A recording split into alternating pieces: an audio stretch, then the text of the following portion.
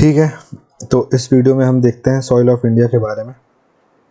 तो इसमें हमें सॉइल्स पढ़ने हैं इंडिया के, और ज्योग्राफी मतलब मैप। ठीक है, पानी की बूंद भी दिखाना है ना, मैप बनाओ बस। ज्योग्राफी मतलब मैप। जितना ज़्यादा उसमें आपको नक्शे में आपको उनकी कॉपी में नक्शा दिखेगा, ठीक है।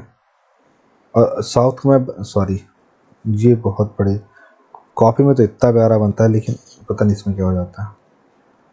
ठीक है, तो साउथ का मैप तो बनाना ना आपको, मतलब मोस्टली जब साउथ वाली चीज़ आए, ठीक है, तो आपको तो बस इतना करना है, इतना ही मैप बनाइए। ठीक है, तो ज़्यादा ये इधर सब गड़बड़ झाला भी नहीं होगा।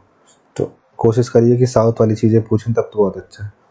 सब गड़बड़ यहाँ से चालू होता बनाने में। ठीक है, तो देखिए ज्योग्राफी मतलब मैप, लिटरली जो भी है मैप से बनाइए। ठीक, तो देखिए हम इसमें पढ़ेंगे 8 टाइप के सॉइल, लेकिन इसमें जो जो दिखा रहा है, देखिए ये आपको दिखा रहा है फॉरेस्ट सॉइल। ठीक है, इसके बाद फिर आपका फॉरेस्ट सॉइल यहाँ है, यहाँ है। ठीक है, फॉरेस्ट एंड माउंटेनियस। ठीक है, तो 2 तो यही हो गए, 3 4 5 6 7। ठीक है, एक और निकालेंगे अपन। फिर उसके बाद ये वाला जो एरिया दिखा रहा है, ये एलुवियल सॉइल का। देखिए आपको ऐसा याद नहीं आ रहा है कि हमने यहाँ पे ग्रेट प्लेन जैसा कुछ पढ़ा है। ठीक, इसके बाद फिर देखिए ये वाला एरिया ब्लैक सॉइल दिखा रहा है। ठीक है, फिर ये वाला एरिया आपका red soil red and yellow दिखा रहा है, और बीच बीच में यहाँ आप देख रहे होंगे कि ब्लैक सॉइल दिखा रहा है। फिर उसके बाद देखिए ये वाले एरिया पे एरिड। ठीक है, अब ऑब्वियस सी बात है, यहाँ पे तो एलुवियल सॉइल मिलेगा नहीं। फिर लेटेराइट सॉइल, जो कोस्टल इलाके एकदम ये वाले। ठीक है, फिर ये वाला इलाका हो गया। तो इनमें क्या मिलता है आपको, क्या मिलेगा आपको, लेटेराइट सॉइल मिलेगी। ठीक है, तो आपको ये भी ध्यान रखना है कि जैसे जिस टाइप की सॉइल है, ठीक है, तो प्रोडक्शन भी जैसे कैसा हो रहा है। जैसे एक नॉर्मल सी एग्जांपल है, कॉमन सेंस। ठीक है, देखिए यहाँ पे ब्लैक सॉइल है, तो अब देखिए यहाँ पे कॉटन बहुत होता है। ठीक है, यहाँ देखिए आपका गेहूँ और धान बहुत होता है, क्योंकि एलुवियल सॉइल वहीं होगी जहाँ रिवर्स होंगी, अच्छी खासी बड़ी रिवर्स होंगी, अच्छा फ्लो करके ला रही हैं। ठीक है, और यहाँ पे माउंटेनियस सॉइल है, तो ऑब्वियस सी बात है यहाँ माउंटेन होंगे, तो एलुवियल सॉइल तो होगी नहीं। फिर यहाँ इस एरिया पे 200 सेंटीमीटर प्लस वर्षा होती है। ठीक, तो इसलिए यहाँ लेटेराइट सॉइल है। इस एरिया पर आप देखिए, ये यहाँ पे जो एरिया है आपका मासीराम चीराम पूंजी, यहाँ पे भी कितनी वर्षा होती है, तो यहाँ पे भी लेटेराइट सॉइल होगी। तो ये कारण है। इसके बाद तो फिर यहाँ पे अपना डेक्कन ट्रैप वाला, मालवा प्लेटू वाला, और ये बेसाल्टिक वाला इलाका है, तो यहाँ पे ब्लैक सॉइल तो बनती ही होना। ठीक है, फिर यहाँ पे रेड एंड येलो सॉइल है। येलो इसलिए हो जाती है जब उसमें क्या हो जाता है, जब उसमें वाटर मिल जाता है। ठीक है, तो वो येलो हो जाती है, प्रोसेस हो जाती है, उसके बाद फिर वो येलो कलर हो जाती है। ठीक है, तो अब हम देखते हैं जो सॉइल है। ठीक है, अच्छे से देख लेते हैं, 5-10 मिनट की टॉपिक है, ज़्यादा कुछ नहीं है। इसमें आपको बस यही पूछेगा, भारत में मिट्टी का वितरण बताइए, तो बिल्कुल आप वितरण बताइए और मैप्स बताइए। तो देखिए मिट्टी के प्रकार और वितरण। जलोढ़ मिट्टी, ठीक है, गठन गंगा ब्रह्मपुत्र और उसकी सहायक नदियों द्वारा जमा की गई। वितरण उत्तरी मैदानों में, हमने मैप में देखा, पंजाब हरियाणा यूपी बिहार वेस्ट बंगाल, और तटीय मैदानों में। ठीक, फिर विशेषता क्या है इसकी, पोटास और चूने से भरपूर है, पर नाइट्रोजन और फास्फोरस की कमी है। ठीक है, NPK तो चाहिए। ठीक है, नाइट्रोजन फास्फोरस पोटेशियम। ठीक है, ये 3 चीज़ चाहिए। अब पोटास तो है, मतलब कि के तो है भरपूर, पर नाइट्रोजन और क्या नहीं है, फास्फोरस नहीं है, तो अब इसी की कमी है। फिर उपजाऊ और कृषि के लिए आदर्श है, बिल्कुल आदर्श है भाई। 47% एरिया में इंडिया के है। अब समझिए, चावल गेहूँ गन्ना मक्का दाल जूट एटसेट्रा सब इसी में हो रहा है। फिर काली मिट्टी रेगुल मिट्टी, बेसाल्टिक चट्टानों के अपक्षय से बनी है ये। दक्कन के पठार महाराष्ट्र मध्य प्रदेश गुजरात कर्नाटक आंध्र प्रदेश तमिलनाडु, तो प्रायद्वीपीय वाला जो एरिया है उसमें आपको काली मिट्टी प्लस लाल पीली मिट्टी ही मिलेगी। विशेषताएं, लोहा चूना कैल्शियम मैग्नीशियम, ये सब तो भरपूर है। नमी बनाए रखती है और गीले होने पर चिपचिप हो जाती है। आप देखते होंगे कि जैसे आपने पानी डाला उसमें काली मिट्टी में, तो पूरी चिपचिपी हो जाएगी वो। ठीक है, एकदम ऐसा लगेगा कि अब गाद छू रहा है। लेकिन जैसे वो पानी सूख जाएगा जब, तो मान लीजिए कि यहाँ पे काली मिट्टी फैली हुई है, आपने उसमें पानी डाला, अब इसका पानी सूख गया मान लीजिए, है ना, तो ये ऐसे जैसे आपने मुल्तानी मिट्टी कभी लगाई होगी चेहरे में, तो जो क्रैक्स आते हैं ना इस टाइप से उसमें क्रैक्स बन जाते हैं मिट्टी में। फिर इसमें उगाई जाने वाली फसलें कपास, गन्ना, बाजरा, तंबाकू, दालें, ठीक है। इसलिए देखिए महाराष्ट्र वाले इलाके में अब गन्ना उगाया जाने लगा है, कितना गन्ना उगाया जाता है, ठीक। और राइस मिल भी, वो शुगर मिल भी बहुत सारी हैं, आप नासिक साइड जाइए तो। फिर लाल मिट्टी, इसका गठन क्रिस्टलीय और रूपांतरित चट्टानों के अपक्षय के कारण हुआ है, ठीक। इसका वितरण कहाँ है? तमिलनाडु में, कर्नाटका में, आंध्रा में, उड़ीसा में, छत्तीसगढ़ में। और इसको लाल पीली मिट्टी कहेंगे हम, ठीक है। और आप देखेंगे जैसे मध्य प्रदेश में, अब इसे मध्य प्रदेश में थोड़ा सा देखते हैं ना, ठीक है। आप इस वाले पूरे पोर्शन में आप पा जाएंगे काली, ठीक है। आप साधारण छिछली गहरी ये छोड़ दो, ठीक है।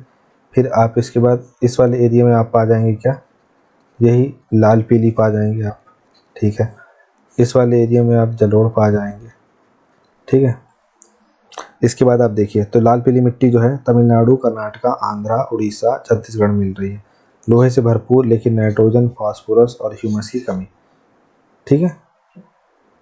फिर उसके बाद उगाई जाने वाली फसलें बाजरा, दालें, मूंगफली, कपास, ठीक है। चावल भी उगाते हैं ईस्टर्न मध्य प्रदेश में, लेकिन चावल वहाँ उगाते हैं जहाँ बारिश अच्छी खासी होती है। फिर लैटराइट मिट्टी, भारी वर्षा, उच्च तापमान वाले क्षेत्रों में तीव्र निक्षारण के कारण खूब सारा पानी अंदर गया तो अंदर का जो मिनरल्स है सब बाहर रह गया, और नीचे वाले कुछ मिनरल्स है तो ऊपर आके रह गए वो, ठीक है। तो ये लैटराइट इसलिए बोलते हैं क्योंकि ये जो वो होता है ना, ईंट होती है जैसे दिखती वैसे दिखने लग जाती है मिट्टी, ठीक। फिर इसमें रेड और वाइट दो टाइप की भी होती है। केरल, कर्नाटक, तमिलनाडु, मध्य प्रदेश, उड़ीसा, असम। मध्य प्रदेश में कहाँ पर पाई जाती है? ये बालाघाट वाला रीजन है ना, तो यहाँ पे बे ऑफ बंगाल की साकस बारिश होती है। इसमें भी नाइट्रोजन, पोटेशियम कम रहता है, लेकिन आयरन ऑक्साइड और एल्यूमिनियम से समृद्ध है ये। बार बार खाद डालने की आवश्यकता होती है इसमें। और इसमें चाय, कॉफ़ी, काजू, रबर, आप देखिए आप इन क्षेत्रों में यही सब उगाया जाता है। कौन सी फसल कहाँ उगाई जा रही है इससे आप ये भी अंदाज़ा लगा सकते हैं कि मिट्टी कौन सी होगी। कुछ फैक्टर थोड़ा सा बारिश का भी हो जाता है और सिंचाई का भी। फिर शुष्क और रेगिस्तानी मिट्टी, तो इसका गठन उच्च तापमान और न्यूनतम वर्षा वाली शुष्क परिस्थितियों में। जो मिट्टी है ना, जो उसका खूब क्षरण हो जाता है तो फिर वो रेत वाला सिस्टम में आ जाती है, फिर वो संगठित नहीं हो पाती, तो आप उसको किसी भी तरीके से यूज ही नहीं कर सकते। राजस्थान, गुजरात, हरियाणा, पंजाब, यहाँ कुछ हिस्सों में मिलती है। घुलनशील लवणों में समृद्ध लेकिन कार्बनिक पदार्थों में कम है। उत्पादक बनने के लिए उचित सिंचाई की आवश्यकता होती है। और उगाई जाने वाली फसलें इसमें बाजरा, दाल, चारा फसलें, ठीक है। तभी तो देखिए आप राजस्थान वाले क्षेत्र में यही सब उगाया जा रहा है, ठीक है। तो ये क्या है, ये दिखा रहा है कि मतलब जैसे मोटे अनाज वहाँ उगाए जाते हैं, तो इस मिट्टी के हिसाब मतलब जो एरिड मतलब मिट्टी है उसके हिसाब से ये सही है मोटे अनाज के लिए। इसके बाद आप देखिए लवड़ी और छारी, तो ये ज़्यादातर खराब जल निकासी और लवड़ों के संचय कारण बनती है। जैसे कोई नहर जा रही है तो इसमें जो पानी बह रहा है, लेकिन बहुत सा पानी ऐसा होगा जो नीचे रिसता जाता है, तो इससे क्या होता है कि यहाँ पे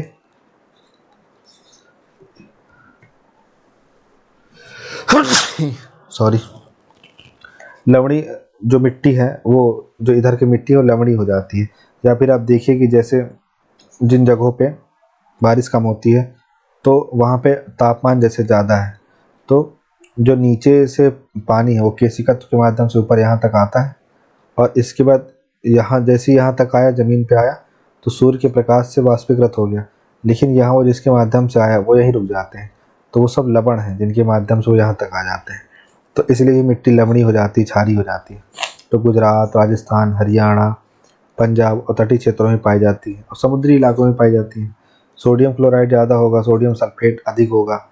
जिप्सम उस अगर इसमें डाल देंगे, जैसे एसिडिक है, बेसिक है, ठीक है ना, चूना एसिड होता है, एसिड डाल देंगे तो वो नॉर्मल हो जाएगी।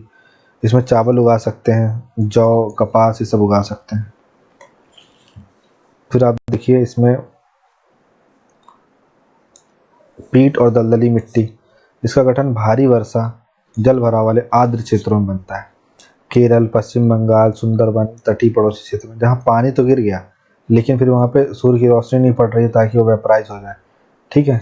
तो ऐसा क्षेत्र फिर दलदली मार्शी इलाका हो जाता है। सुंदरबन देखिए आप, कार्बनिक पदार्थों से भरपूर लेकिन अत्यधिक अम्लीय होता है ये, तो फॉस्फेट और पोटास की कमी होती है इसमें।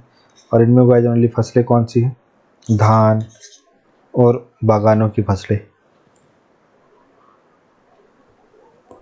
इसके अलावा पर्वतीय मिट्टी, ठीक है, जो हमने देखा जम्मू कश्मीर वाले इलाके में, नॉर्थ ईस्ट में पर्याप्त वर्षा वाले पहाड़ी और वन क्षेत्रों में बनती है ये। इसका वितरण जम्मू और कश्मीर में, हिमाचल प्रदेश में, उत्तराखंड में और पूर्वोत्तर राज्यों में है। इसकी विशेषता क्या है? घाटियों में उपजाऊ लेकिन ढलानों पर कम उपजाऊ है ये। ह्यूमस से भरपूर है लेकिन पोटास और फास्फोरस की कमी है इसमें। इसमें उगाई जाने वाली फसलें कौन सी है? चाय है, कॉफ़ी है, मसाले हैं, सेब है और चेरी जैसे फल हैं, ठीक है, ये सब चीज़ें इसमें शामिल हैं।